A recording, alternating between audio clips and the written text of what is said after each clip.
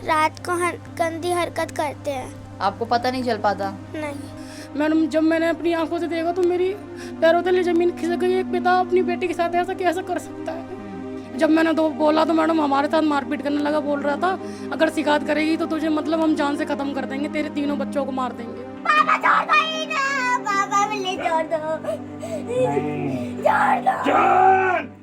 मेरे बच्चों के अंदर इतनी दहशत है मैडम उस राक्षस की, हम आपको बता नहीं सकते। बेटियों का गला दबा दे मैडम, मुझे मार दे। मेरी छोटी बेटी को बाल पकड़ के मेरे जीने से लटकाता है वो, मेरी बेटी का गला दबा देता है। मैं बहुत मजबूर हूँ, मैं कुछ नहीं कर पाती हूँ। मेरे बच्चे डर की वजह से सोते नहीं है। छोटी लड़की तो पूरी रात रोती रहती है बैठ के कि मम्मी हमें मार देंगे, पापा मम्मी मुझे पापा मार देंगे।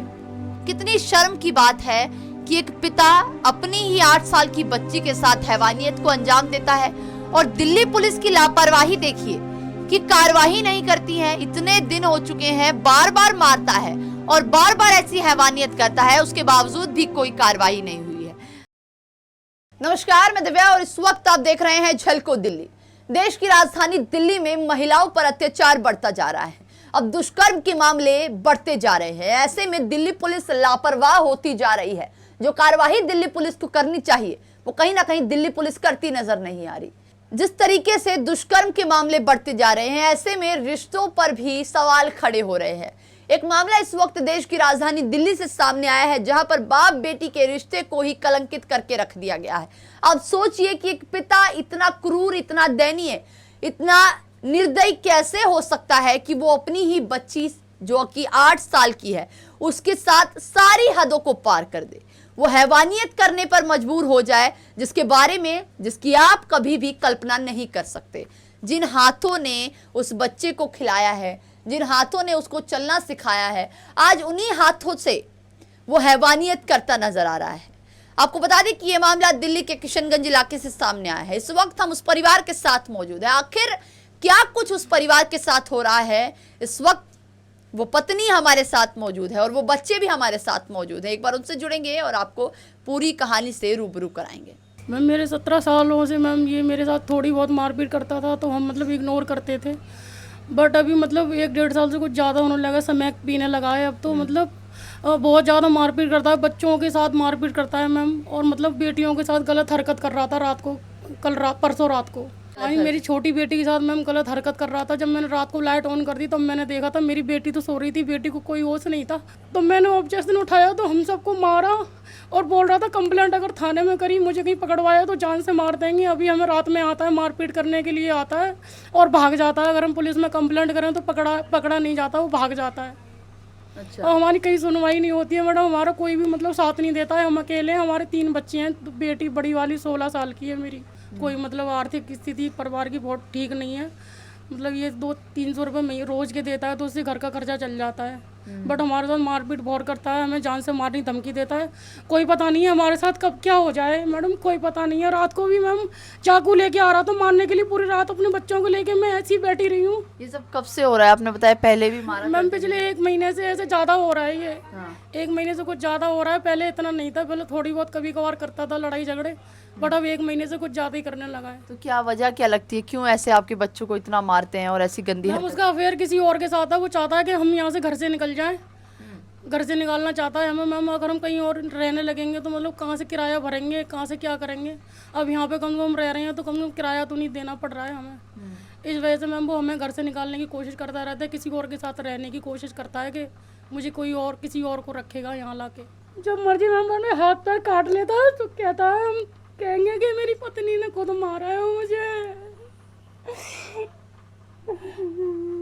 आसपास के लोगों को ये इस बारे में पता नहीं चल पाता?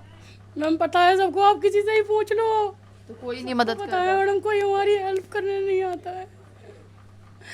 हम बहुत मजबूर हो चुके हैं। उस दिन मैडम बहुत ताने के चक्कर लगाए, उन लोगों ने हमें फोटोकॉपी भी नहीं थी, हमारी FIR दर्ज नहीं की। वो कह रहे पिता है कभी भी आ सकता है, हम क्या कर सकते हैं, अगर तलाक लेना है ऐसे तो कोर्ट जाओ, वो ये बोल रहे थे।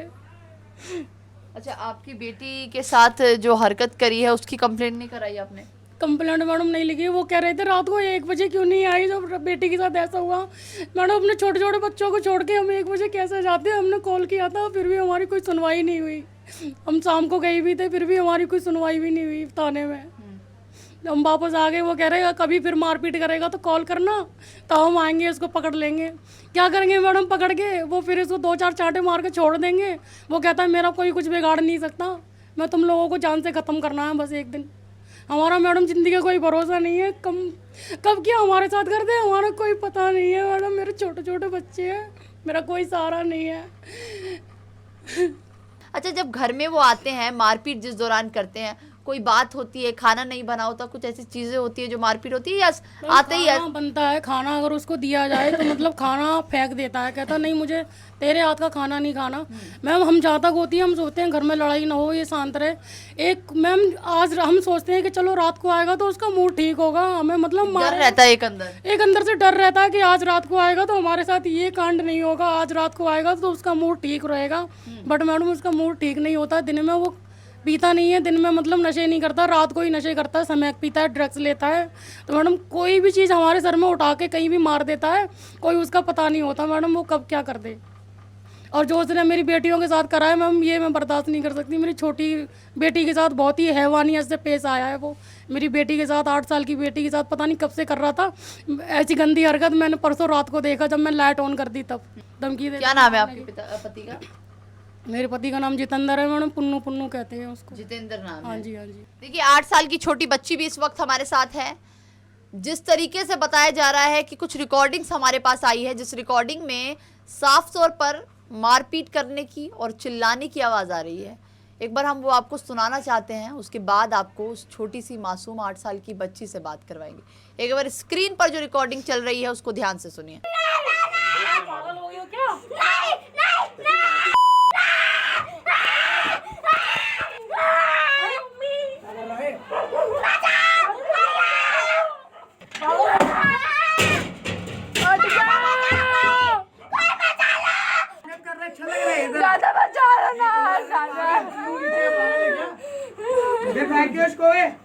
चल आराम से, इज्जत से, आराम से चला यार। नहीं इसको नीचे उतार मादर। अबे वो आ जाएगी ना, फट इसको मार, इसका मारूंगा मैं। कितनी साल की हो आप? मैं 8 साल की हूँ। क्या होता है बेटा आपके साथ? पापा मारते हैं आपको? कब मारा आपको? परसों रात को। परसों रात को। क्या हुआ था, कुछ आपने बोला था? नहीं नहीं, कुछ नहीं बोला था। कैसे मारते हैं आपको? ईंट लेके आ जाते हैं, फिर मम्मी को भी मारते हैं। और आपकी सिस्टर को? रात को गंदी हरकत करते हैं। आपको पता नहीं चल पाता? नहीं, उस दिन मम्मी ने लाइट ऑन करके देख लिया था। फिर मम्मी ने उठाया था, फिर हाथ झटकाया था मम्मी ने। अच्छा, फिर लड़ाई हुई? हाँ। फिर मारा आपको? हाँ। और आपकी मम्मी को भी मारते हैं? हाँ, बाल पकड़ के मारते हैं। स्कूल जाती हो आप? हाँ। कौन सी क्लास में हो? मैं 4th क्लास में। देखिए कितनी मासूम है, आप खुद सोचिए, 8 साल की बच्ची है। जब एक व्यक्ति ऐसी हैवानियत करने पर मजबूर हो जाए तो क्या उसको पिता का दर्जा दिया जा सकता है? इतनी छोटी बच्ची है जिसको कुछ भी नहीं पता, और उसके बावजूद भी दिल्ली पुलिस का रवैया देखिए। जब इसकी माँ कंप्लेंट लिखवाने जाती है तो कोई कार्रवाई नहीं होती है। पुलिस की तरफ से कहा जा रहा है कि जब दोबारा आएगा तब बताएंगे, पिता है आना जाना करता रहेगा। तो सोचिए कि देश की राजधानी दिल्ली में जब भी ऐसे मामले सामने आते हैं तो क्या दिल्ली पुलिस पर भरोसा ना करे जनता? अगर दिल्ली पुलिस ही लोगों की मदद के लिए आगे नहीं आएगी तो फिर कैसे जनता अपने न्याय के लिए लड़ पाएगी? अब इनको कहा जा रहा है कि आप डिवोर्स ले लीजिए, कोर्ट तक जाइए, लेकिन पुलिस कोई कार्रवाई नहीं कर पाएगी। दिल्ली पुलिस के अधिकारी की कोई बच्ची होती तो क्या कोई कार्रवाई नहीं होती? क्या उस युवक को सलाखों के पीछे नहीं डाला जाता? शर्म की बात है कि देश की राजधानी दिल्ली में ऐसी हैवानियत होती जा रही है और कोई कार्रवाई नहीं हो रही। मेरी रिक्वेस्ट है महिला आयोग से भी, स्वाति मालीवाल से भी, कि इस वीडियो को जरूर देखें और सोचें कि 8 साल की मासूम बच्ची है, इसके पिता हैवान बन चुके हैं। जरूरी है कि इस वीडियो को आप ज्यादा से ज्यादा शेयर करें। और भी घर के बच्चे हैं जिसके साथ ये सब होता है, जो अपनी आंखों से सब कुछ देखते हैं, उनसे भी आपकी बात करवाएंगे। कितनी साल की हो आप? 16 साल 16 साल की। आपके पापा घर में आके क्या क्या करते हैं बताइए। मैम उल्टी सी हरकत करते हैं, मारते पीटते हैं और गाली गलौज करते हैं, बहुत गंदा गंदा बोलते हैं, नशे में उठ के हरकत करते हैं। वैसे हमें तो उस टाइम पता नहीं था, वो तो मम्मी ने देखा था। अच्छा, ये जो रिकॉर्डिंग की है आपने, ये आपने की थी? ये मैंने खुद करी थी, जब लड़ाई हो रही थी मैंने खुद रिकॉर्डिंग करी थी। ये तब इसमें इतनी चिल्लाने की आवाज़ आ रही, किसको मार रहे थे उस वक्त? मम्मी को मार रहे थे, हमको मार रहे थे, ईंट ले लेके मार रहे थे, चाकू ले लेके आ रहे थे।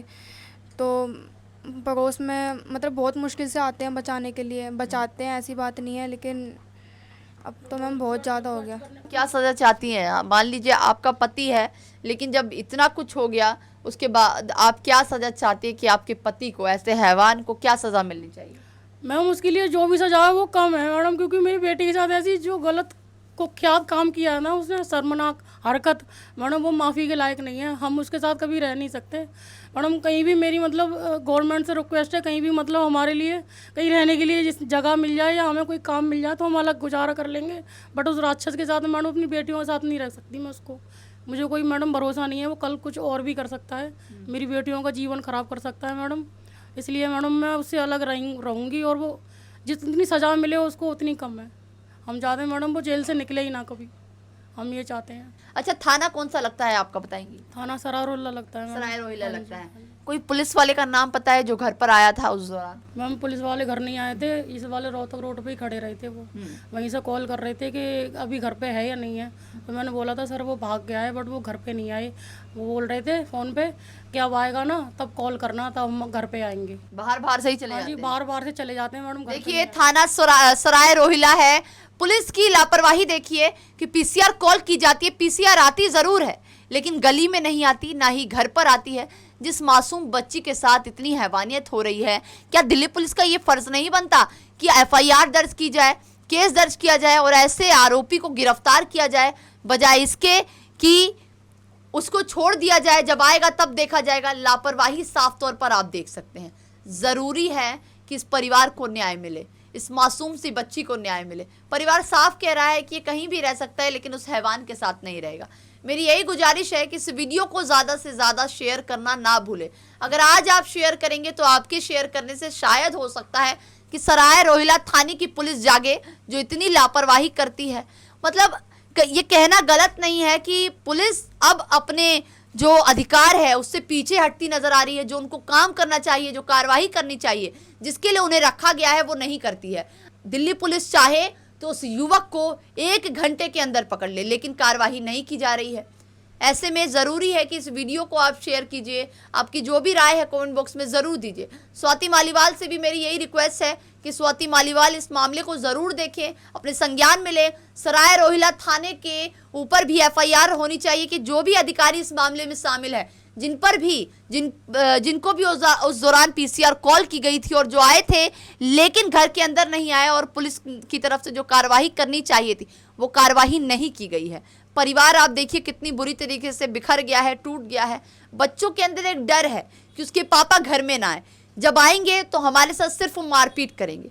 क्या आपने सोचा है कि कोई भी पिता इतना हैवान हो सकता है, इतना क्रूर हो सकता है कि जिसको लेकर उनके ही बच्चे के अंदर एक डर रहे कि पिता मेरे घर में ना आए। ऐसी स्थिति इस वक्त इस परिवार के साथ बन रही है।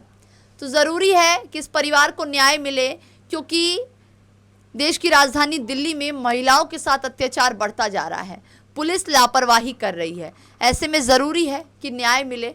मेरी यही रिक्वेस्ट है कि ज़्यादा से ज़्यादा वीडियो शेयर करें और अपनी राय ज़रूर दें इस वीडियो पर। कैमरा पर्सन सुमित के साथ मैं दिव्या झलको, दिल्ली।